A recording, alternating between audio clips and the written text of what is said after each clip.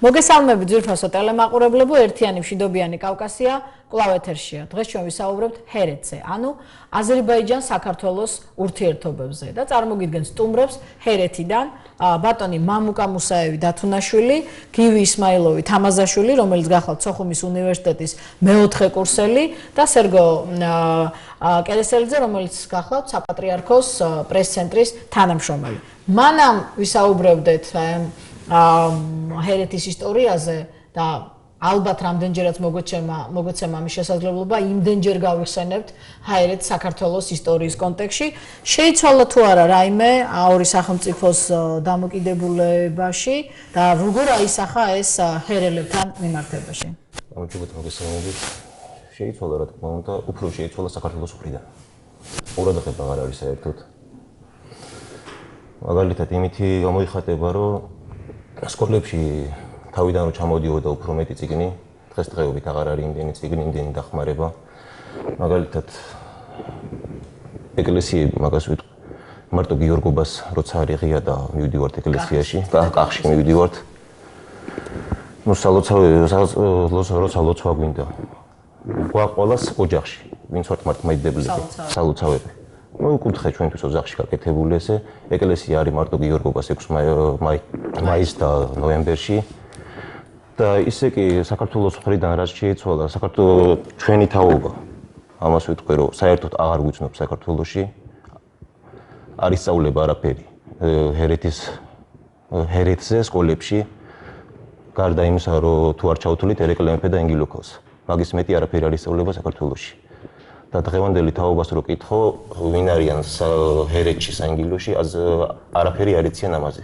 ნუ ალბათ დიდ ნაწილს გულისხმობთ თორე. დიდი ნაწილი ეს არის, დიდი ნაწილი როგორც 90% საქართველოში აღარ იციან იქ ვინ არის, ახალგაზრდობა. აი, რამდენი სკოლა არის დღეს რო ავიღოთ მაგალითად ალიაბადში ქართული? ალიაბადში ერთი სკოლა დარჩენილი. სკოლაც არ არის, ეგ უკვე დარჩა სექტორი. სკოლა იყო 3. და რის გამო დაიხურა ეს სკოლები? რის გამო დაიხურა და მე ესე ვიტყვი პირდაპირ ყურადღების გამო. საქართველოს მხრიდან ყურადღების გამო. მოდით მე მინდა ვკითხო გივის თამაზაშვილს. თქვენ წალოთ სოხუმის უნივერსიტეტში და რამდენიმე წელია უკვე ხართ საქართველოში, ხო?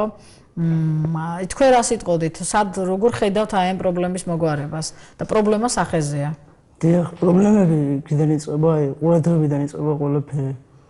მედია დღესდღეობით საერთოდ არ აშუქებს აი ამ პრობლემებს, კიდაც საინგილოზე საერთოდ არაფერი. ძალიან იშვიათია, კიდაც ტელევიზია იყოს პირდაპირ, კიდაც ჟურნალები, გაზეთები, ძალიან იშვიათია რა საინგილოზე. თუმცა რადიო ჰერეთი არსებობს, მე მისი მსმენელი ვარ. დიახ.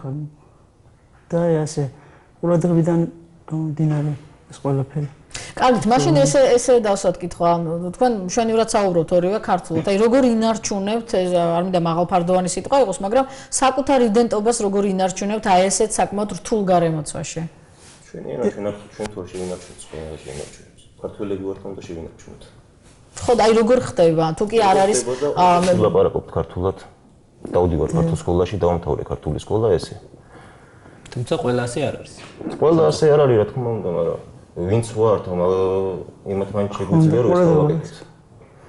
და ყველა რო ესე არ არის, იმას არ ნიშნავს, რომ საერთოდ ყველას არ უნდა მოგვაქციონ ყურადღება.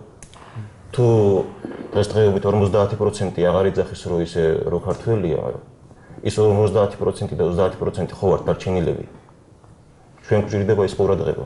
რეალურად ჩვენს გადაცემას მამუკა ქვია ერთიანი მშვიდობიანი კავკასია. ნუ მშვიდობა ხიდივით არის, მას მინიმუმ 2 ნაპირი ჭირდება და თქვენ ხედავთ აი საქართველოში როგორი დამოკიდებულება ეთნიკურად აზერბაიჯანელებისადმი. როგორი ლიბერალურია ქართული საზოგადოება თუ სახელმწიფო, მათი იდენტობის შესანარჩუნებლად მე მგონი კეთდება ამის ყველაფერი, ხო? და ვითხოვთ ერთადერთს რომ მსგავსი იყოს დამოკიდებულება აზერბაიჯანის სახელმწიფოდან. აი როგორ უნდა მოხდეს ეს? აი თქვენ ახალგაზრდები, რომლებიც ფიქრობთ, რომლებსაც გტკივათ ეს ყველაფერი, არ მგონია რომ მარტო საქართველოს იყოს აი ამაში, ესე ვთქვათ, დამნაშავე. ალბათ რაღაც კიდევ სხვა დონის დიალოგია საჭირო? როდის იყო რომ საქართველოსთან ვინმე ხარში უდგებოდა, ან ჩვენ, ან დაუკლარჯიშში მცხოვრებს ამ ფერიდნერს. კი, ძალიან ხშირად იყო შემთხვევა, როდესაც აზერბაიჯანში ვიზიტისას ისე იგეგმებოდა ეს პროტოკოლი, რომ ჰერელებთან რეალურად ქართულ პოლიტიკურ ისტებლიშმენტს თუ ასე შემდეგ არ ქონდათ შეხება. ალბათ იმიტომ, რომ არ მოესმინათ ის პრობლემები. გარკვეულწილად ამას აზერბაიჯანის სახელმწიფოს უწყობს ხელს, იმიტომ რომ ვიცით, რომ საკმაოდ პოლიციურია მათი რეჟიმი და დამოკიდებულებაც საკმაოდ ისეთია, პრობლემურია. აზერბაიჯანის სახელმწიფო შეიძლება იმას ხელს უწყობს, მაგრამ აქ რო ეს ეხდება, როგორც უნდა ეს ეხდება, ჩვენგანა მეტი რამე გვინდა. აქ როგორც ცხოვრობენ აზერბაიჯანელები, ისე მინდა ვიცხოვრო მე ჩემი მიწაზე. სერგო, თქვენ მაისის თვეში იყავით ჰერეთში. გურმუხის ტაძარში როდესაც ვიყავით, იქ შემომჩნიეთ სიახლე, რომ თუ ადრე ეს პატარა გრაფარეთი იყო, სადაც მითითებული იყო ეს ალბანური ძეგლია, ეხლა უკვე ეთყობა ტურისტული მიზნებით, უკვე დიდი ბანერებია დადგმული, რომ ეს ალბანურია, მოკლე ისტორია და ეს სამწუხაროდ ისტორია ამ ტაძრის გაყალბებულია, ქართული წარმოშობა, რაზეც საქართველოს კულტურის სამინისტროს საჭიროა რომ ქონდეს ჩართულობა, რომ ქონდეს აზერბაიჯანის. აი, რასაც მაგალითად წეღან საუბრობდა მამუკა, სახელმწიფოს მხრიდან ჩართულობას. როგორც ზრუნავენ ტაუკლარჯეთის ქართული ძეგლების აღდგენა რესტავრაციაზე, მათ ქართულ წარმოშობაზე სხვა შორის თურქეთმა ბოლო პერიოდში უკვე წარწერები ბანერებზე არ მითითებული ეს ქართული ძეგლებია. ასევე შეიძლება მოლაპარაკების შედეგად შესაბამისად აქვს ვალდებულება, რომ ეთნოსებს, რომელიც მის ტერიტორიაზე ცხოვრობს, საკუთარი იდენტობა შეუნარჩუნოს. მაგრამ ასევე შეიძლება, რომ აზერბაიჯანულ მხარესთან მოლაპარაკების გზით, რომ ეს გადაეჭრას ეს პრობლემა, იმიტომ რომ ისტორიკოსებში ეს ცნობილია, რომ უდაოდ ეს ქართული ძეგლებია. კი ბატონო, ერთ-ერთ გადაცემაში ჩვენ ყავდა ხელოვნება ცოდნე, რომელიც 2006 წელს იყო ჰერეთში და მან თქვა, რომ ძალიან ბევრი ტაძარი ორი მიზეზის გამო კარგავს საკუთარ სხეულს თუ სახეს. ერთი ეს არის სიძველე და მოულელობა, მეორე ეს არის მიზანმიმართული, როდესაც ისინი ცდილობენ, რომ აი ეს ქართული კვალი წაშალონ. აი რა ვითარება ამ თვალსაზრისით ტაძრებთან მიმართებაში? ტაძრებთან მიმართებაში, მაგალითად, მოქმედი როგორც ვიცით, არის მხოლოდ კახის-წმინდა გიორგის ეკლესია, ქურმუხის ტაძარი. მხოლოდ წელიწადში ორჯერ ეძლევა სასულიერო პირს, მხოლოდ პარაკლისის ჩატარების უფლება არა წირვალოცვის. და სხვა დროს მისვლაც კი ქურმუხში და ასევე არამოქმედ ქართულ ძეგლებთან ტაძრებში პრობლემებს იწვევს და ეს არის ნამდვილად დიდი პრობლემა. ისიც ვიცით რომ და არაერთხელ ვიტყვი ამ გადაცემის ფორმატში, როდესაც ჰერეთს შევეხები, რომ სასულიერო პირი რაღაც პერიოდის განმავლობაში გამოაძევეს ტერიტორიიდან, არაერთხელ გამოაძევეს და საბოლოო ჯამში პრობლემა დარეგულირდა იმით, რომ მას მიაღებინეს აზერბაიჯანის მოქალაქეობა, მაგრამ აი თუმცა მაგალითად ძალიან საინტერესოა რომ ყველაზე კახის რაიონში ყველაზე დიდი დასახლება არის ალიბეგლო. ასევე ზაქათალის რაიონში რომლის წარმომადგენლებიც არიან, არის ყველაზე დიდი დასახლება არის დაბა ალიაბადი. ანუ ორივე რაიონში ყველაზე დიდი დასახლება ქართულია, ეს საინტერესოა. და ალიბეგლოში, რომელიც ცნობილი წმინდანოს ეკლესია არსებობს ალიბეგლოში, 2011 წლის 1 ივნის ნინოობას, აი ზუსტად რამდენიმე წლის წინ საზეიმოდ გაიხსნა, ქართული მხარეც ესწრებოდა, ამოქმედა თითქოს, მაგრამ შემდგომში ხორნაბუჯისა და ჰერეთის იმდროინდელი ეპისკოპოს მელქისედეკს არ მიეცა საშუალება, რომ მოძღვარი დაენიშნა ამ ტაძარში და მუდმივად ყოფილიყო ღვთისმსახურება. ასევე თუნდაც აზერბაიჯანული კანონმდებლობით სრული თავისუფლება რელიგიის, თქვათ, მოლოცვის, წმინდა ადგილების, სასაფლაოების თუ ასე შემდეგ. მაგრამ მაგალითად, ჩემთვის ცნობილია ფაქტები, როდესაც ალიბეგლოში მოძღვარს აუგზავნეს აღდგომას საფლავების კურთხევა. და ეს ძირითადად არის უფრო ადგილობრივი ჩინოვნიკების თვითნებობა, რომელიც თავად არღვევს აზერბაიჯანის კონსტიტუციას და კანონმდებლობას. თუმცა მათ ამის ლეგიტიმაცია აქვს და იციან, რომ ეს შეიძლება, რომ დაუჯელი დარჩეს. ამიტომაც ისინი თავისუფლებას ადლევენ მსგავსი ქმედება. მაგრამ პირველ რიგში საჭიროა ყურადღება თბილისის მხრიდან, როგორც ოფიციალურ ბაქო მხარს უჭერს ქვემო ქართლის აზერბაიჯანელებს, ასევე უნდა ქონდეთ საინგილოს აზერბაიჯანში მცხოვრებ ქართველებს თბილისიდან მხარდაჭერა. თუ კი მარნეულში არსებობს ჰეიდარ ალიევის სახელობის უნივერსიტეტი აზერბაიჯანული, არ უნდა იყოს საინგილოში ზაქათალის რაიონის დაბა ალიაბადში, რომელშიც 11000-ზე მეტი ქართველი ცხოვრობს, არ უნდა იყოს სკოლების პრობლემა. როდესაც სახელმწიფოს შეუძლია რომ 2 მილიონი დახარჯოს კონკრეტულ პოპ მომღერალში, ალბათ 2 მილიონი სრულად ეყოფოდა ძალიან თანამედროვე სკოლის აშენებას ჰერეთის ტერიტორიაზე და ვინიცობა აზერბაიჯანის სახელმწიფოს არ იქნება წინააღმდეგი. კი, მოლაპარაკების ყველა პრობლემა პრობლემის გადაჭრა შეიძლება და განსაკუთრებით მძიმე მდგომარეობა იმიტომ უსვა მხარს, აი რომლის წარმოადგენლებიც არიან ალიაბადში, იმიტომ რომ ქართული სექტორების გაუქმების გამო უკვე იქაურმა ახალგაზრდებმა მოსწავლეებმა აღარ იციან ქართული წერა-კითხვა. და მაგალითად, როცა მაქვს ურთიერთობა თუნდაც სოციალური ქსელებით, თუ ლათინურად არ დაუწერე, ქართულ ასოებს ვერ ცნობენ. და ეს უკვე პრობლემაა გარკვეული დროის შემდეგ უკვე ეს შეიძლება გამოიწვიოს ასიმილაციას, იმიტომ რომ მაშინ ალიაბადში ზოგიერთ ახალგაზრდამ უკვე აღარ იცის თავისი ნამდვილი ქართული გვარი. იმიტომ რომ 1959 წელს ჩამოართვეს პასპორტები ინგილოებს ხრუშჩოვის პერიოდ ხო იცით ანტიქართული პოლიტიკის დროს ეს ისარგებლეს ეს ერთგვარ სიგნალად აღიქვეს გავლმეთ ჩინოვნიკებმა და ჩამოართვეს პასპორტები და ქართული გვარი დაუბრუნეს რამდენიმე თვის შემდეგ ეს პასპორტები უკვე შეცვლილი აზერბაიჯანული გვარებით ქართული გვარების ნაცვლად. ასე იქცა მაგალითად იაშვილი აბდურაჰმანოვად, ნაცურშვილი ისმაილოვად, ჯანაშვილი ალახვერდიევად და ასე შემდეგ.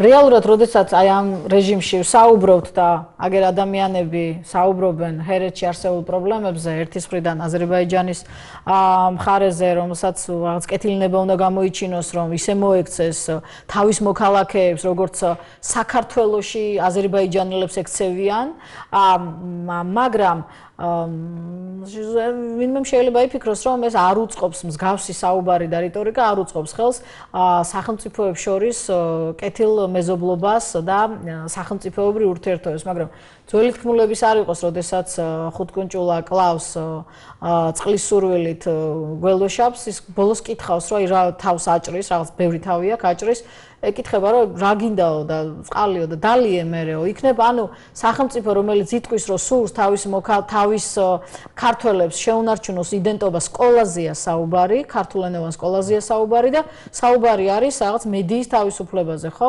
აი თქვენ გამოსავალს რაში ხედავთ?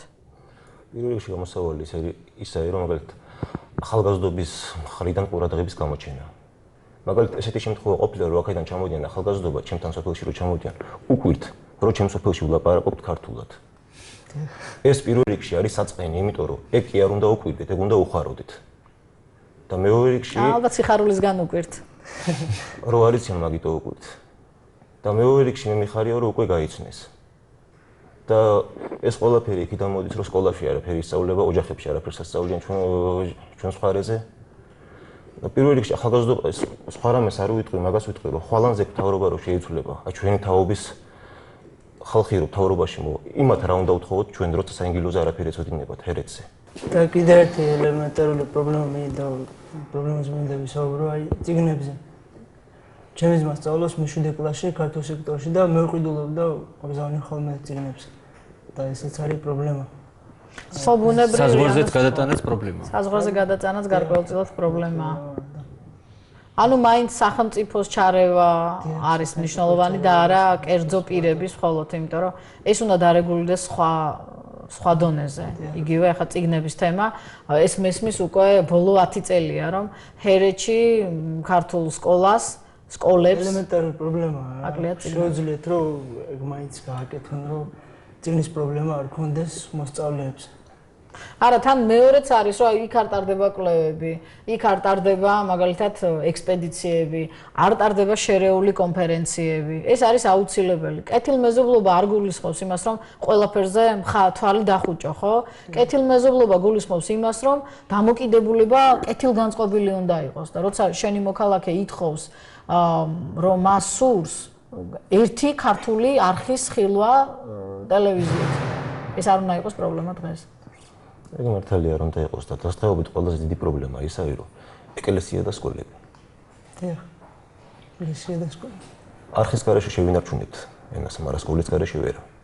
სკოლა თუ არ იქნება, არაფერი არ იქნება, ეს თორე სკოლა. კარგით, სერგო, თქვენ რას ფიქრობთ? აი ადამიანი, რომელიც აი საქართველოსდან იყავით წასული, იყავით ერთი კვირის განმავლობაში, იყავით იმ დღესასწაულზე, რომელიც ნებადართულია, ესე ვთქვათ, 6 მაისზეა საუბარი. აი გამოსავალს რაში ხედავთ?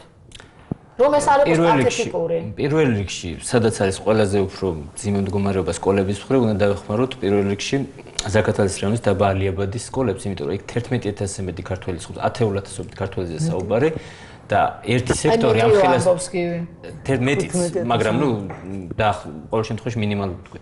და ერთი სექტორი იქ ვერაფერს ვერ შეცვლის და ამიტომაც უკვე თვითონ მეტეს რომ სკოლებში არის გარკვეული ესეთი დამახინჯება ისტორიის არის საუბარი, რომ პროპაგანდა, რომ ინგილოები არიან ალბანელების თავმოავლები და არა ქართველები.